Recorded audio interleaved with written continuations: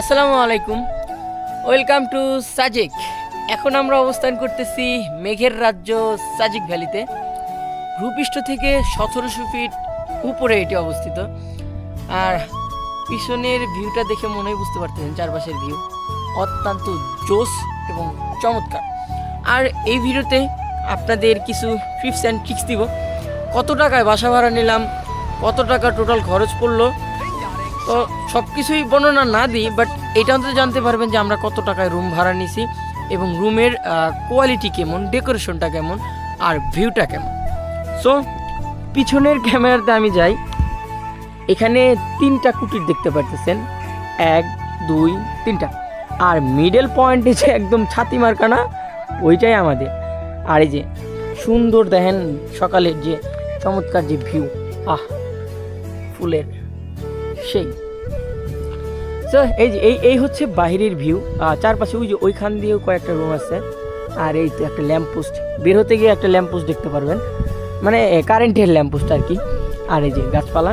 তো শুশু করে আমরা এই যে এই রাস্তা দিয়ে যাবো। দেখেন আপনারা ভয় করবেন না যে এগুলা যদি ফাইটা মাইটা পড়া যায়, তো ভয় পাওয়ার কোনো রিজন নাই, কারণ অত্যন্ত জোস আর শক্তপোক্ত করে। কারণ আমি ওঠার আগে কয়েকবার বাড়ি দিছি, তো ওইরকম কোনো ফিল হয় নাই। আর এই যে আমাদের রিসর্টের যে লোগো, কুড়ে ঘর রিসর্ট। তো যারা আসবেন, যদি আপনাদের পছন্দ হয়, টাকায় যদি মেলে আমার সঙ্গে, তাহলে এটাতে দেখতে পারেন। তো এই যে আমাদের রুমের ভিতরে যে অবস্থা, রুমে ঢোকার সঙ্গে সঙ্গে ডান সাইডে দেখতে পারবেন একটা টয়লেট, বাট টয়লেটটা খুলতেছি না, টয়লেটের অবস্থাটাও ভালো জোস। আর এই যে আমাদের রুম, ছেলেদের রুম যেমন হয় অগোছালো, একদম পুরো লাইফটাই অগোছালো, আমাদের এটা সেম। আর বাইকারদের তো আরও যা আছে, যেইখানে আইসে মানে ছড়ায় ছিটায় ঢেলায় মুচড়ায় রেখে দেয়, আর অন্য জায়গায় কোনো ইয়া নাই।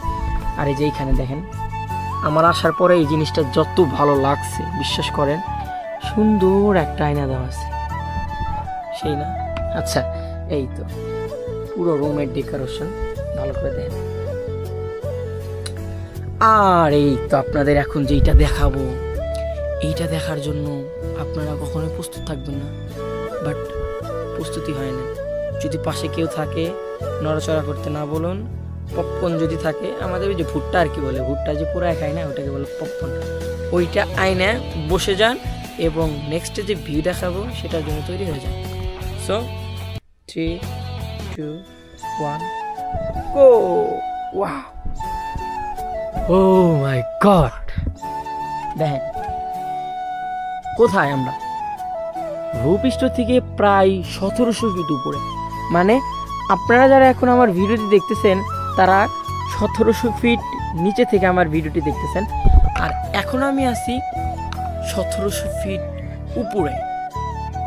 দেখেন কেমন, সেই না? সাজেকের এইটাই মেন ভিউ।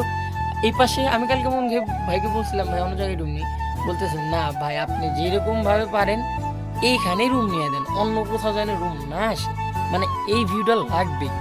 আর এখন জাস্ট আপনারা যদি নিজের চোখে না দেখেন সাজেক কাকে বলে, মেঘের রাজ্য কাকে বলে, কখনোই কল্পনা করতে পারবেন। তো এই যে এইটা, আপনাদের একটু আরো ওয়াইড করে দেয়, আপনাদের আরো একটু ওয়াইড করে দেয়।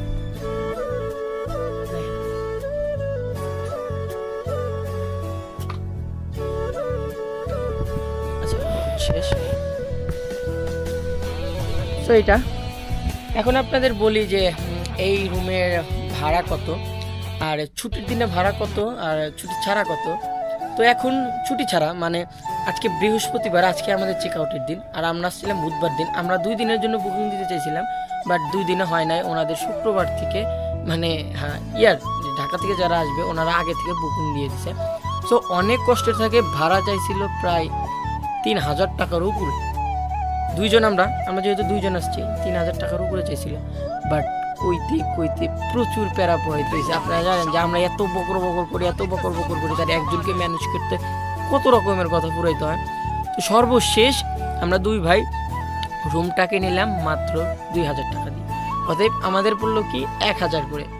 আর 2000 টাকা মোটামুটি রুম ভালো, মোটামুটি লেভেলের ভালো।